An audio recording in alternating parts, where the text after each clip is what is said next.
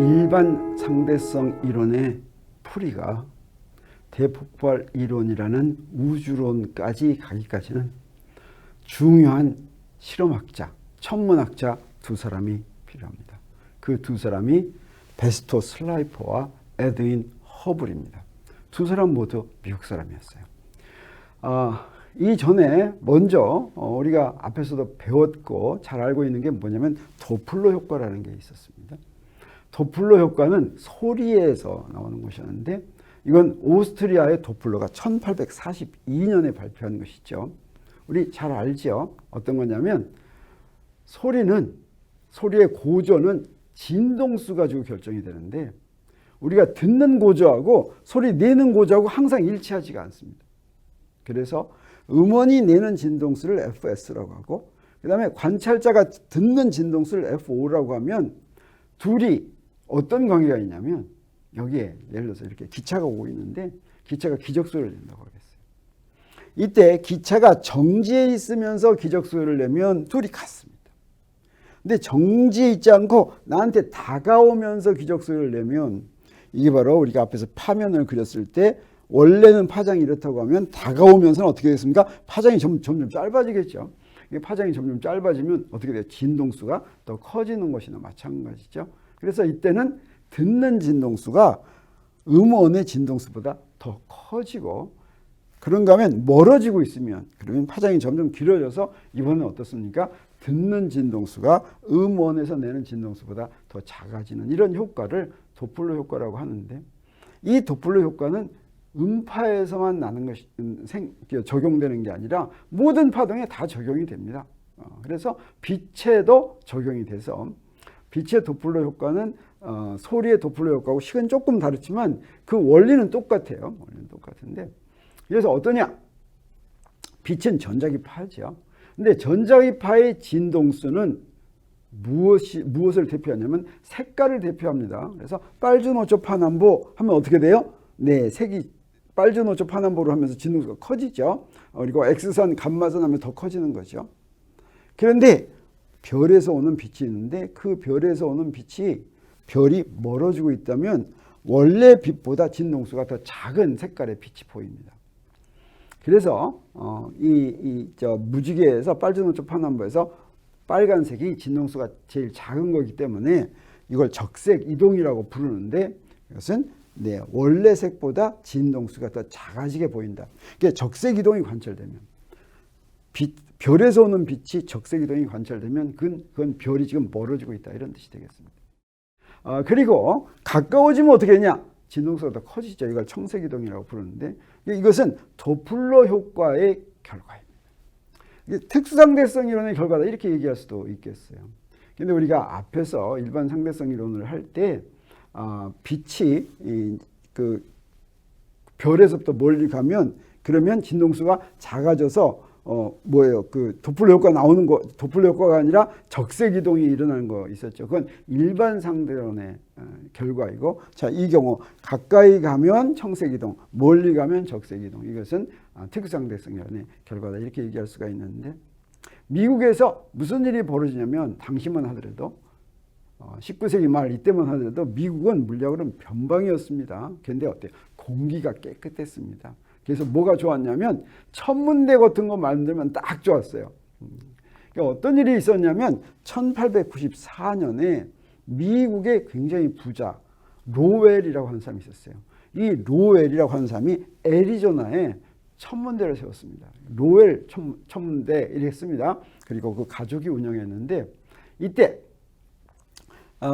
그래서 미국에서 이제 물리학을 전공하고 천문학을 전공하더라도 이론 연구는 그렇게 활발하지가 못했는데 이때 천문대는 아주 좋았기 때문에 실험하는 관측하는 분야는 굉장히 발달해 있었는데 그래서 미국에서 출생한 학자들이 바로 여기에서 이런 천문대에서 관찰한 거 가지고 천문학과 이런 거 발전에 크게 기여를 했는데 그중에 누가 있었냐면 외부 은하의 성운의 적색 이동을 최초로 관찰한 사람이 있습니다. 그 사람이 베스토 슬라이퍼라고 하는 사람이었어요. 이 베스토 슬라이퍼는 원래 미국 사람이었습니다. 이 적색 이동, 외부 성운에서 오는 빛의 적색 이동을 언제 발표했냐면 1912년. 1912년은 어떻습니까? 일반 상대성 이론이 나오기 전이죠. 그때 이미 이게 나왔습니다. 그래서 많은 사람들이 알고 있었어요. 이분은 어떤 사람이냐면 미국 사람으로 평생 로열 천문대에 재직을 했는데 무엇을 연구했냐면 별은 어떠냐? 우리 그때 이미 알았어요. 별의 구성 요소는 대부분 수소였어요. 그래서 별에서 오는 빛은 어떤 빛이 와야 되냐면 수소의 선 스펙트럼이 와야지 됐습니다. 그래서 이 베스토 슬라이퍼는 바로 이런 분광법을 이용을 해가지고 행성들의 대기는 뭐가 있는지, 그 다음에 행성들의 자전주기는 어떤지 뭐 이런 걸 연구가 됐어요. 그러다 보니까 행성만 연구하는 게 아니라 저기 어떤 성운 이런 것도 보게 되겠죠. 여기서부터 무엇을 알았냐면 이 성운을 네뷸라라고 이렇게 얘기합니다. 이 성운 굉장히 멀리 있는 성운, 외부 성운인데 외부 은하 성운입니다. 여기서 온 걸 봤더니 빛이 수소의 선 스펙트럼과 전혀 달랐어요. 선 스펙트럼보다 진동수가 어때요? 훨씬 작았습니다. 마치 없는 미지의 원소에서 나온 그런 선 스펙트럼 같았어요. 이게 바로 적색이동의 결과다. 멀리 멀어지고 있기 때문이다라고 하는 것을 깨닫게 됐죠. 그래서 그 결과가 어땠냐면 바로 이런 거였어요. 보이는 외부 네뷸라는 성운은 전부 다 지구로부터 멀어지니까 마치 어떤 느낌이겠습니까? 이거 가지고 아직은 우주가 팽창한다고 얘기는 할 수가 없어요. 단지 모든 네뷸라가 모든 성운이 다 멀어지면 그건 마치 지구가 우주의 중심에 있는 것처럼 이렇게 느껴지게 만듭니다. 우리 15세기까지만 하더라도 지구가 우주의 중심이었죠. 그러다가 그 우주의 중심의 지위를 잃었는데 자, 이 결과가 바로 다시 지구가 우주의 중심인 것처럼 보이게 만드니까 굉장히 놀랍고 흥미스러운 일이었습니다. 그런데 그 뒤에 또 다른 천문대가 하나 만들어졌습니다. 그거는 윌슨산 천문대인데 이거 어디에 만들어졌냐? 캘리포니아주 윌슨산이라는 데 만들어졌어요. 이건 누가 만들었냐면 카네기 연구소도 카네기도 굉장히 부자였죠. 그래서 많은 기부하는 사업을 그렇게 한 사람이었는데 1904년에 이걸 설립했는데 이 윌슨산 연구소에는 1917년에 망원경인데 직경이 100인치짜리 망원경이 있었습니다. 이거 세계에서 직경이 제일 큰 거였어요. 당시에 언제까지 제일 컸냐면 1948년까지 제일 컸다고 합니다. 세계에서 관측하기가 제일 좋은 그런 천문대라고 할 수가 있겠죠. 여기서 연구한 사람이 누구냐면 에드윈 허블이라고 하는 사람이었습니다. 이 사람은 허블 법칙을 발견했는데 이게 바로 뭐냐면 바로 적색이동, 베스토 슬라이퍼가 발견한 적색이동, 이건 뭐가 되겠습니까? 성운이 멀어지는 속도겠죠. 그 다음에 그 성운까지의 거리도 측정할 수가 있게 됐어요. 그 전에는 은하 바깥에 있는 놈의 거리는 알 수가 없었어요. 너무 멀기 때문에. 우리 뭔가 거리를 알려면 삼각 측량법을 해야 되죠. 근데 평행하게 빛이 들어오면 알 수가 없죠. 알 수가 없었습니다. 이 허블도 미국에서 출생한 사람이고 옥스퍼드 대학에 이제 가서 에딩턴의 지도를 받았다고 합니다.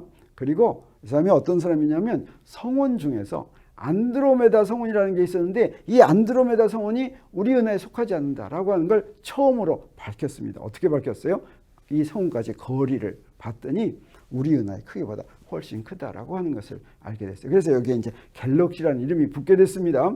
이 안드로메다 갤럭시가 사실은 갤럭시들 중에서 우리 은하, 우리하고 가장 가까이에 있는 갤럭시죠. 우리로부터 약 250만 광년쯤 떨어진 그런 갤럭시입니다.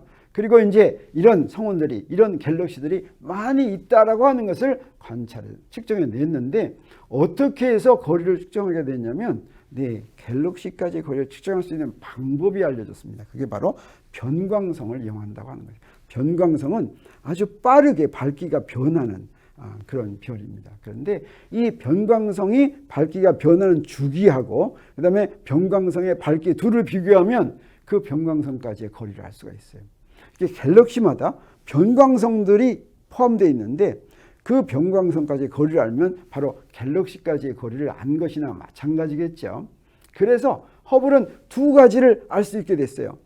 갤럭시까지, 성운까지의 거리도 알고 그 성운이 멀어지는 속도, 이걸 후퇴 속도라고 합니다. 적색 이동이 많이 일어나면 더 빨리 멀어지는 거예요.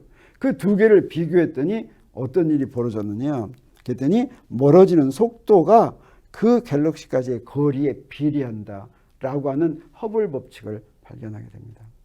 이런 겁니다. 갤럭시마다 그 갤럭시까지의 거리와 그 갤럭시가 멀어지는 속도를 측정을 했어요. 이걸 그래프에다 그립니다. 이렇게 그리는 거예요. 그래서 가로축은 갤럭시까지의 거리고, 그다음에 세로축은 갤럭시가 후퇴하는 속력이고, 자 거기에 요 한 점, 갤럭시마다 점이 있겠죠. 이 점을 찍었더니 어떻게 된다는 얘기입니까? 네, 점을 찍었더니 이렇게 된다는 얘기. 이게 뭐예요? 직선을 그린다고 하는 거죠. 직선은 무엇으로 표시됩니까? 자, 이런 식으로 표시되죠. 이 H0는 이 직선의 기울기가 되겠고, 이걸 뭐라고 부르냐면 허블 상수다 이렇게 부릅니다. 자, 이건 어떤 의미예요? 갤럭시가 멀어지는 속도가 그 갤럭시까지의 거리에 의해서 결정이 된다. 즉 갤럭시까지 거리가 같은 갤럭시들은, 지구에서부터 거리가 같은 갤럭시들은 다 똑같은 속도로 움직인다는 거죠. 그 다음에 지구로부터 거리가 어떤 갤럭시하고 비교했더니 하나보다 다른 게 2배다 그러면 그놈은 2배 더 빨리 움직인다는 것이죠. 그래서 단지 갤럭시의 속도가 지구로부터 거리에 의해서 결정된다라고 하는 것은 이상하지 않습니까? 네, 이거 허블의 상수인데 이거 굉장히 이상합니다. 그래서 갤럭시의 속도가 지구에서 갤럭시까지 거리에서 결정된다고 하는 건 굉장히 이상한데, 이게 바로 무엇을 얘기해 주냐면 우주가 팽창한다고 하는 증거라고 하는 것이죠. 자, 이것은 간단한 예로 설명할 수가 있습니다.